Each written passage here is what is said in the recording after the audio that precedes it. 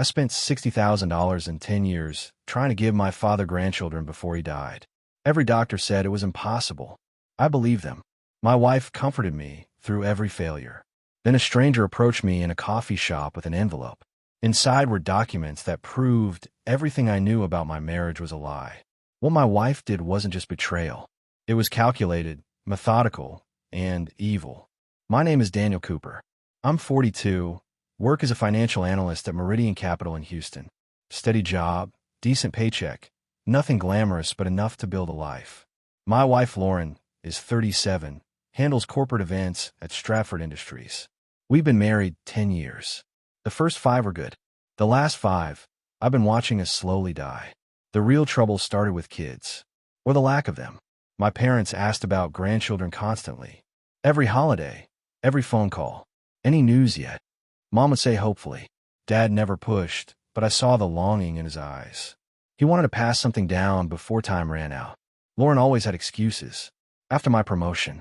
Then, we need more savings. Then, my new project just launched. I tried everything.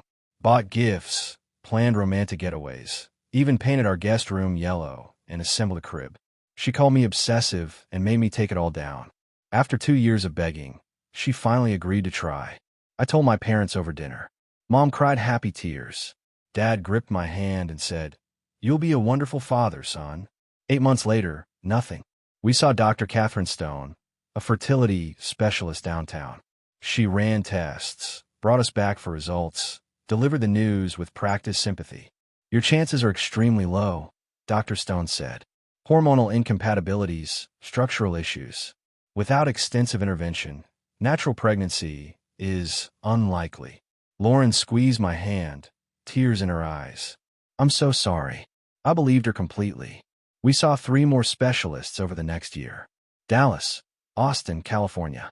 Everyone said the same thing with different medical terms. We couldn't have children together. The door was closing, maybe already shut. I spent $60,000 chasing a miracle. Drained our savings, borrowed against my retirement. Lauren supported me through it all, held me when I broke down, told me we'd find another path. My father died 3 years ago. Heart attack at 68.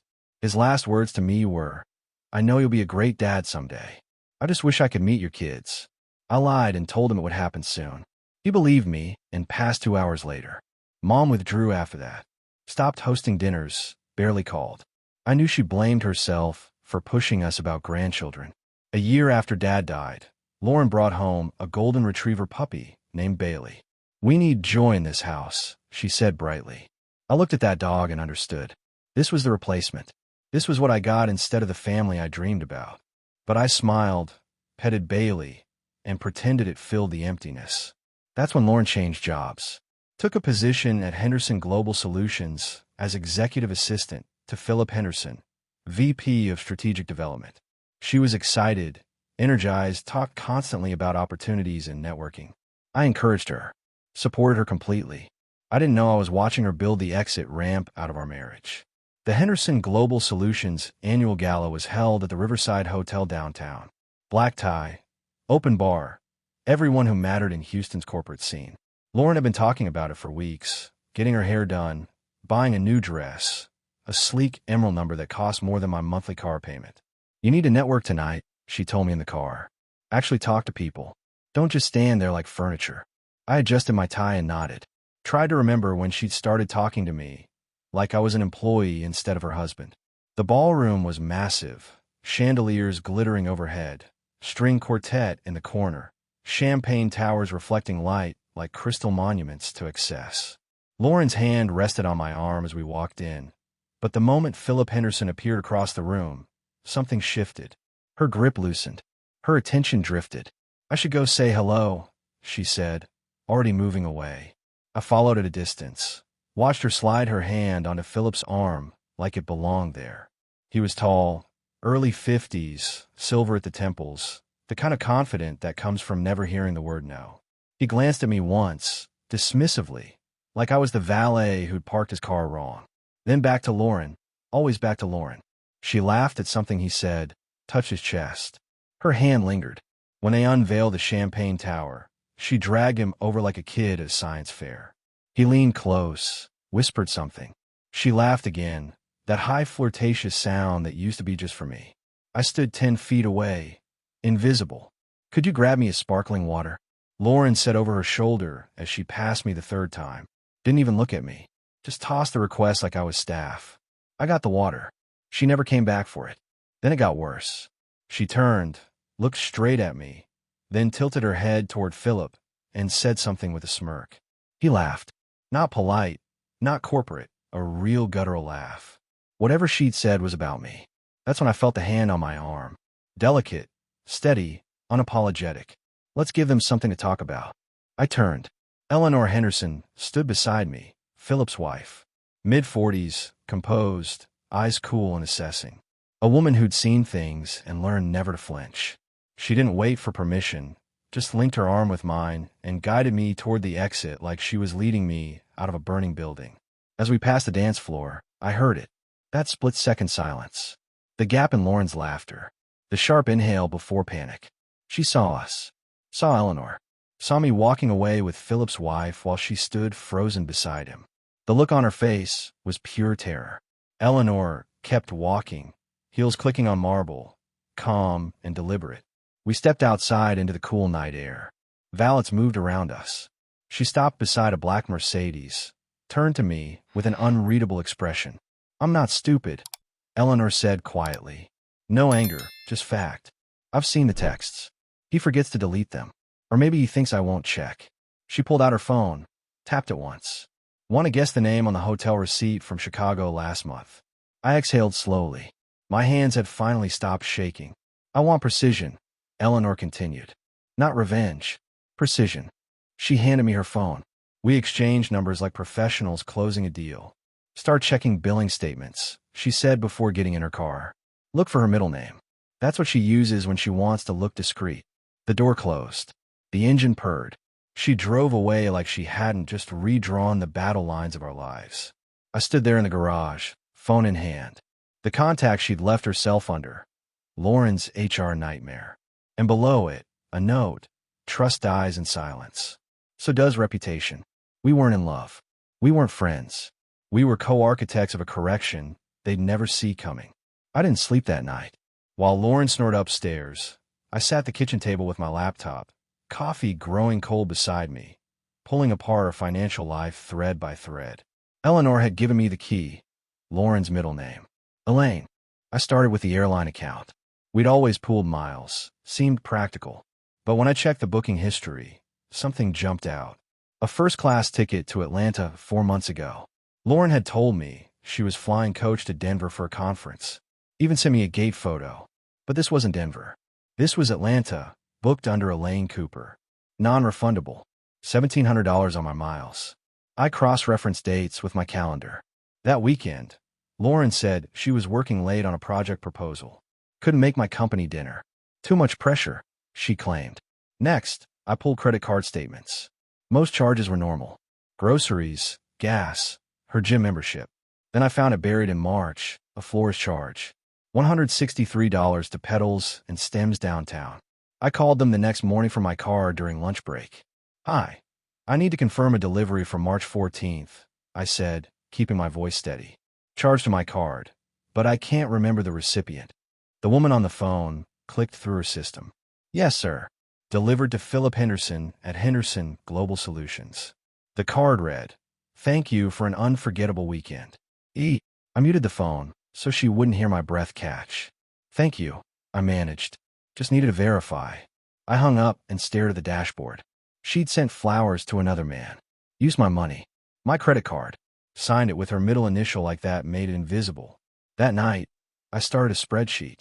Dates, charges, locations, discrepancies. Every anomaly got documented. Every lie cataloged. Eleanor texted me screenshots daily. Hotel charges labeled as conference expenses, but booked for 2 guests. Dinner reservations at romantic restaurants during supposed business meetings. Calendar invites with vague titles that didn't match company records. I added everything to the file. We weren't gathering gossip. We were building a case. One evening, I found something particularly damning. A donation receipt from an art gallery. $500 from Mr. and Mrs. Henderson. Except I'd never donated to that gallery.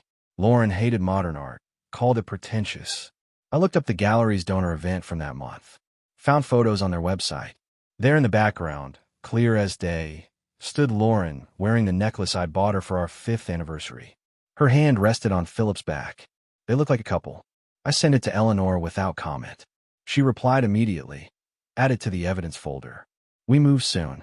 I was done being the man who stood quietly in corners. Done being furniture. I was becoming something they hadn't counted on. Methodical, patient, and absolutely unforgiving. Sunday morning, Lauren sat on the couch in silk pajamas, scrolling her phone with her coffee, the picture of casual contentment. Bailey slept at her feet. Sunlight poured through the windows she'd insisted we install last year for better Instagram lighting.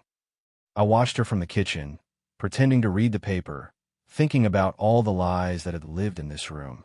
Try not to embarrass me at the next company event, she said without looking up. I folded the paper slowly. Wouldn't want to interrupt your networking. She rolled her eyes. Don't start. I didn't. Because while she sat there smug and comfortable, I'd already separated our bank accounts, moved funds, removed her access to our mortgage portal.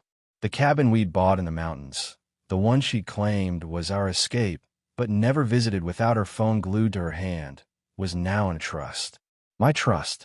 She got up, stretched, wandered toward the kitchen. Are you still upset about the gala? Her voice was fake casual. It was just work stuff. You were being weird. People noticed. I'll work on being more present, I said evenly. She looked at me for a moment, maybe sensing something had shifted, then shook it off. Went to the fridge.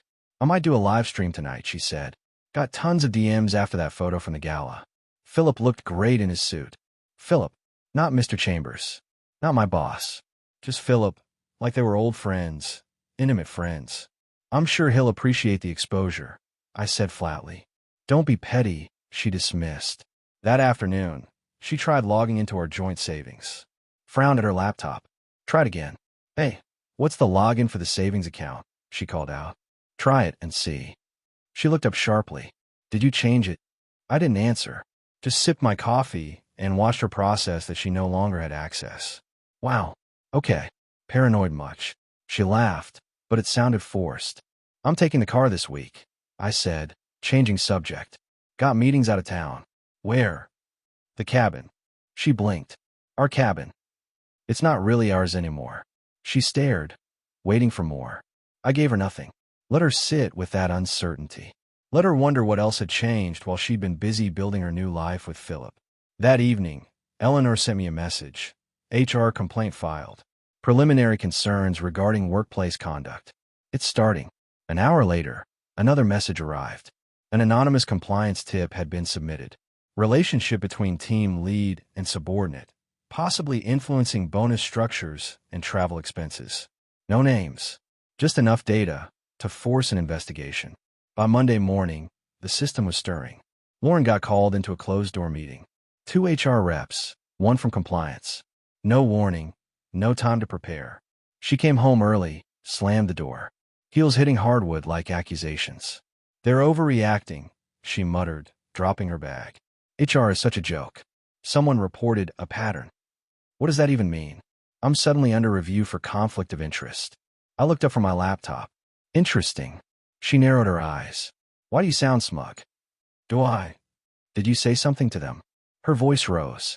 To anyone? To whom? I asked calmly. She couldn't answer. Just stared, trying to figure out if I was the threat or if she was paranoid. The truth was simpler than she realized. I didn't need to be the threat. I just removed myself from being her shield. The message came through Facebook on a Wednesday morning. From someone named Emily Richardson. The profile picture showed a young woman in scrubs, maybe late 20s. Mr. Cooper, we met briefly at a coffee shop last year. I worked at Dr. Stone's clinic. I need to talk to you. It's important. Please. I stared at the message, trying to remember. Then it clicked. The nervous woman who'd recognized me, gone pale, practically ran out of the cafe. I thought it was strange, but didn't follow up. I messaged back. When and where? We met that afternoon at a park near the medical center. Emily sat on a bench, hands twisting in her lap. She looked exhausted, like she hadn't slept in days. I can't do this anymore, she said before I even sat down. What she did to you? It's been eating at me for 2 years. What who did? I asked, though something in my gut already knew. Your wife, Emily said, voice breaking. She paid Dr. Stone. Paid her $15,000 to tell you that you couldn't have children.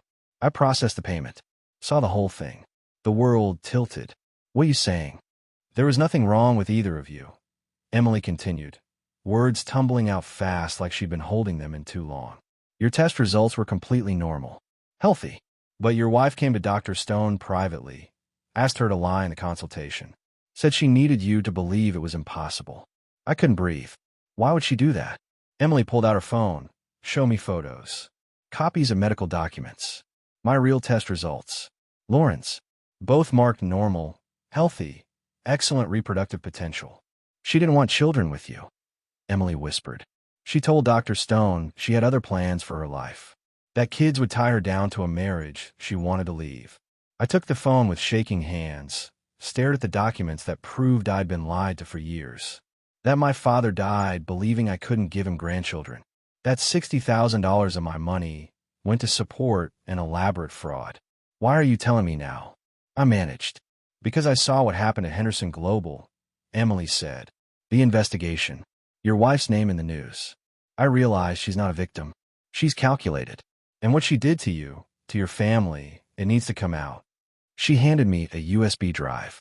Everything's on here. Original test results, payment records, even an email where she thanked Dr. Stone for the discretion. I made copies before I quit. I couldn't keep working there after what I saw. I closed my fist around the drive. Will you testify if needed? Emily nodded. I will. Dr. Stone should lose her license for what she did, and your wife should face consequences for fraud. After she left, I sat on that bench for an hour, trying to process what I'd learned. Lauren hadn't just cheated on me with Philip. She'd orchestrated an elaborate con to prevent me from having the family I dreamed about. She'd let my father die without grandchildren when there was no reason we couldn't have them. That evening, I uploaded everything to the encrypted folder Eleanor and I shared. Added a note. Medical fraud. Payment records included. She stole more than money. Eleanor called me 10 minutes later. Daniel, this changes everything. This isn't just an affair or workplace misconduct anymore. This is criminal fraud, emotional abuse, financial theft. We can destroy her completely. Good, I said, and meant it. I was done being the understanding husband. Done protecting someone who'd spent years systematically dismantling my life while smiling to my face. Lauren had wanted to erase me quietly. Now I'd erase her thoroughly. The email arrived at 6 a.m. Thursday. Lauren's phone buzzed on the nightstand, waking both of us. She grabbed it, read the screen, and went rigid. What is it? I asked, feigning sleepiness. Nothing, she said too quickly. Work stuff. But I saw her hands trembling as she typed a response. Whatever the message said, it had rattled her badly. She left for work without breakfast, without her usual routine, practically ran out the door. I gave her 10 minutes, then checked the tracking software I'd installed on her shared tablet, the one she sometimes used for email when her phone died. The email was from Henderson Global HR. Required attendance. Ethics review meeting, Friday 9 a.m. legal counsel permitted. I forwarded it to Eleanor with a simple message. She's panicking. That afternoon, I got a call from an unknown number. Male voice, professional, clipped. Mr. Cooper, my name is James Thornton. I'm an attorney representing Eleanor Henderson. She'd like to meet with you this evening to discuss strategy. Are you available? I met them at Thornton's office downtown. Sleek, modern, floor-to-ceiling windows overlooking the city. Eleanor sat at a conference table with Thornton and another woman introduced as Patricia Kane, a private investigator. We have everything we need, Eleanor said without preamble. The affair, the financial misconduct, the medical fraud. But I want to make sure we're aligned on objectives. Thornton slid a document across the table. This is a proposed settlement structure. Philip will resign quietly, take a reduced severance package, and sign an NDA. In exchange, we don't file a lawsuit that would destroy his reputation permanently. And Lauren? I asked. No deal for her, Eleanor said coldly.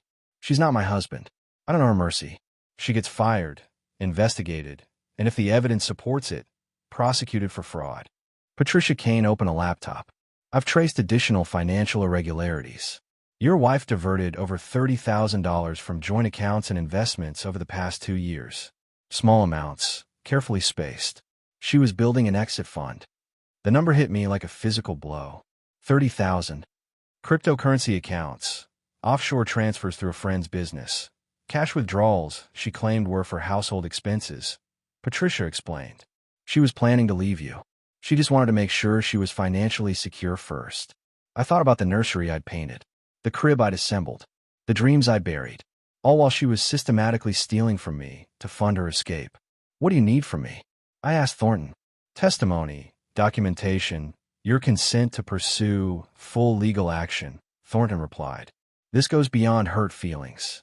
She committed fraud, theft, conspiracy. If you're willing to press charges, we can make sure she faces real consequences. I didn't hesitate. I'm willing. Eleanor smiled. It wasn't warm or kind. It was the smile of someone who'd spent years swallowing humiliation and was finally ready to spit it back out. Then let's finish this, she said. That night, I went home to an empty house. Lauren was still at work, or with Philip, or wherever she went when she pretended she had late meetings. I walked through the rooms we'd shared for 10 years, saw all the places where we'd built a life together. Except we hadn't. I'd been building. She'd been planning her exit. I thought about my father's last words, about my mother's fading hope, about the $60,000 spent on fake fertility treatments, about the $30,000 stolen for her escape fund. And I felt something shift in me. Not anger anymore. Something colder, clearer. Purpose. The email arrived Tuesday morning while Lauren was still asleep. I was already up, coffee in hand, when my phone buzzed. The subject line made me smile. You're cordially invited. It was an invitation to the renewal of vows ceremony for Philip and Eleanor Henderson. Elegant design, gold lettering on cream background. The message read, we're thrilled to celebrate the continued partnership, both professional and personal, between Philip and Eleanor Henderson. Your support over the years has meant everything. The guest list included departmental heads, partners, senior staff, everyone who mattered at Henderson Global. Everyone except Lauren. I forwarded it to Eleanor with a simple message. Nicely done. She replied immediately. Watch what happens when she sees it. At 8, Lauren's phone chimed. I heard her gasp from the bedroom, then footsteps rushing down the stairs. She appeared in the kitchen doorway, holding her phone like it had bitten her. This has to be a mistake, she said, voice tight. An oversight. What is? I asked, pouring another coffee. Philip and Eleanor are renewing their vows. There's a company-wide invitation, but I'm not on the list. I work directly with Philip. This doesn't make sense. Maybe the list didn't update, I suggested mildly. Her phone buzzed again. She looked at the screen and went pale. What now? I asked, though I already knew. My access to the strategic planning folder just got suspended. Her voice rose. And my calendar permissions. Someone's removing me from everything. She tried logging into her work systems. Access denied. Access denied. Access denied. I watched her unravel. Phone in one hand, laptop in the other, frantically trying to find a digital foothold that no longer existed. They're pushing me out, she whispered. This is retaliation. For what? I asked innocently. She didn't answer, just stared at her screens, watching her professional world evaporate one notification at a time. Her phone rang. She answered without checking. Hello. I could hear the male voice on the other end. Couldn't make out words, but I saw Lauren's expression shift from panic to devastation. No, I understand, she said quietly. Yes, I'll be there. She hung up, stood motionless for a long moment. What was that? I asked. HR wants to see me. Tomorrow morning, 9 a.m. Her hands trembled. They said to bring documentation of all my project work for the past 18 months. I nodded slowly. Sounds thorough. She looked at me, then really looked like she was trying to see through me to whatever machinery was turning beneath the surface. Did you do something? She asked. Did you talk to someone? I met her eyes steadily. I'm just your husband, Lauren. I don't have that kind of influence. But we both knew that wasn't quite true anymore. That evening, she tried calling Philip. Voicemail. Texted him. No response. Sent an email marked urgent. Nothing. She was being erased, professionally and personally, and she couldn't figure out who was holding the eraser. I went to bed early, left her sitting at the kitchen table with her laptop, desperately trying to document her work, to build a defense for a trial she didn't understand. Before I turned off the light, Eleanor sent one final message. Tomorrow she learns the truth. Are you ready? I typed back. I've been ready for years. Wednesday morning, Lauren dressed in her best navy suit, the one she wore for important presentations. She checked her makeup 3 times, practiced her breathing, tried to armor herself for whatever was coming. Good luck, I told her at the door. She looked at me like she wanted to say something, then just nodded and left. I didn't go to work. Called in sick, stayed home, waited. The call came at 10:15. Eleanor's number. It's done, she said simply. Security walked her out 15 minutes ago. Single envelope. Access revoked. No severance negotiation. And Philip resigned this morning. Took a reduced package. Signed the NDA. He's saving himself at her expense. Eleanor's voice held grim satisfaction. She's got nothing. No job. No references. No protection. An hour later, I was in the garage when I heard her car pull into the driveway. The engine shut off, but the door didn't open for several minutes. When Lauren finally came inside, she looked like someone had physically struck her. She walked past me without a word, went straight to the bedroom. I heard the door close, then silence. At 2 p.m., her father called. I could hear his voice through the ceiling, raised and angry. Lauren's responses were quiet, defensive. The call lasted 10 minutes. When it ended, I heard her crying. I went upstairs, knocked on the door. Lauren, go away. We need to talk about this. There's nothing to talk about. Her voice broke. I lost my job. My career is over. Happy now. I opened the door. She was sitting on the bed, still in her suit, mascara streaked down her face. Why didn't you fight? I asked. Why just walk away? She laughed bitterly. Fight with what? They had documentation, Daniel. Records of every dinner, every trip, every expense that looked questionable. Someone built a case against me like I was a criminal. Were you? I asked quietly. She looked up sharply. What? A criminal? I continued, stepping into the room. Because the evidence suggests fraud. Medical fraud specifically. 10 years worth. Her face drained of color. I don't know what you're talking about. Dr. Stone, I said. The $15,000 you paid her to lie about our fertility results. The nurse who kept copies of everything. The real test results that show we were both completely healthy. Lauren stood abruptly. That's not. You don't understand. I understand perfectly. I cut her off. You destroyed my dream of having children. Let my father die, believing I couldn't give him grandchildren. Stole $60,000 for fake treatments. Also, you could build a life with Philip without complications. Daniel, my father's last words were about wanting to meet my kids. I continued, voice steady despite the rage beneath. You took that from him. From me. From my mother. For what? A man who just abandoned you to save himself. She sank back onto the bed, hands covering her face. Eleanor and I gave you Philip's wife and me, I said. We documented everything. The affair, the financial theft, the medical fraud. You're not just unemployed, Lauren. You're facing criminal charges. Her head snapped up. Criminal charges? Fraud. Conspiracy. Theft. Take your pick. I pulled out my phone, showed her the legal complaint that had been filed that morning. Dr. Stone already lost her license. Now it's your turn. You did this, she whispered. You and Eleanor. We revealed what you did. I corrected. There's a difference. She stood, moved toward me, hands reaching. Daniel, please. We can fix this. We can work through. There's nothing to work through, I said, stepping back. I'm filing for divorce. The papers will be served tomorrow. You'll get nothing. The house is in a trust you can't touch. The accounts are separated. You stole from me for years. Now you get to face consequences. Where am I supposed to go? Her voice rose hysterically. I have nothing. You should have thought about that before you built your exit strategy on lies and theft. I moved toward the door. I want you out by Friday. After that, deal with your lawyer. Daniel, wait. But I was already walking down the stairs, leaving her alone with the wreckage of the life she tried to steal. Outside, I sat in my car and called my mother. Hi, sweetheart, she answered, voice tired. Mom, I need to tell you something about Lauren and the fertility issues. I explained everything. The lies, the fraud, the stolen money. When I finished, there was long silence. You mean we could have had grandchildren? Mom finally whispered. Yes, I said. We can have. She cried then, and I cried with her, mourning what should have been. But underneath the grief was something else. Relief that the truth was finally out. The divorce was finalized 3 months later. Lauren got nothing. No house, no savings, no alimony.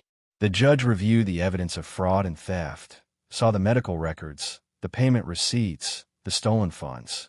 He called her conduct reprehensible and awarded me everything. Dr. Stone lost her medical license permanently. The medical board investigation revealed she'd falsified reports for at least 6 other couples. Criminal charges were pending. Lauren faced trial for fraud in November. Her lawyer tried negotiating a plea deal. I refused. Eleanor refused. We wanted a jury to hear what she'd done. Philip disappeared from Houston, moved to Arizona, took a job with some startup at half his previous salary. His reputation was destroyed. No major firm would touch him after the scandal. Eleanor and I stayed in touch. Not friends exactly, but allies who'd fought the same battle. She'd send occasional updates about her life, rebuilding without Philip's shadow. My mother started calling more often. We talked about Dad, about the grandchildren that could have been. The grief was still there, but softer now, shared instead of buried. I sold a house. Too many ghosts, too many memories of lies. Bought a smaller place across town, something that was mine alone. Word promoted me to senior analyst. The team had seen what happened, respected how I'd handled it. Not with drama or rage, but with precision and patience. One evening, I ran into Emily, the nurse who'd exposed Lauren's fraud, at a coffee shop. She got a new job at a different clinic, one with better ethics. Thank you, I told her, for having the courage to tell the truth. She smiled sadly. Your father deserved better. You deserved better. We both got justice instead, I said. Sometimes that has to be enough. Lauren's trial started in November. I attended every day, sat in the back, watched her defense crumble under the weight of evidence. The jury deliberated 4 hours before returning a guilty verdict. The judge sentenced her to 18 months in prison and ordered full restitution. As they led her away, she looked at me one last time. Not with anger or pleading, just empty recognition that she'd built her own cage. I walked out of that courthouse lighter than I'd felt in years. 10 months after the divorce, I was living a life I barely recognized. Smaller, quieter, but entirely mine. I'd reconnected with old friends I'd neglected during the marriage. Started hiking on weekends, something I'd always wanted to do, but Lauren called boring. Joined a men's group at my church. Found community with other guys navigating life's complications. My mother moved closer into a senior living community 15 minutes away. I visited twice a week, brought dinner, sat with her while she told stories about Dad. The grief hadn't disappeared, but it had transformed into something bearable. He'd be proud of you, Mom said one evening over pasta I'd brought from her favorite Italian place. Standing up for yourself like that. Not letting her walk all over you. I wish I'd done it sooner, I admitted. You did it when you were ready, Mom replied gently. That's what matters. Work continued going well. The promotion came with better pay, more responsibilities. I was rebuilding my savings, putting money away for a future that now felt possible instead of stolen. Eleanor sent me a message in December. She'd met someone, a widower from her book club. They were taking things slow, but she was happy. You should try dating again, she wrote. Don't let her steal that from you too. I wasn't ready yet. Maybe someday. For now, I was content learning who I was without someone else's lies defining me. Lauren got out after serving 14 months. I heard through mutual contacts she'd moved to Dallas, working retail, living in a small apartment. Her parents had disowned her after the trial. She had nothing and no one. Part of me felt something about that. Not quite satisfaction, not quite pity. Maybe just acknowledgement that consequences had arrived, exactly as they should.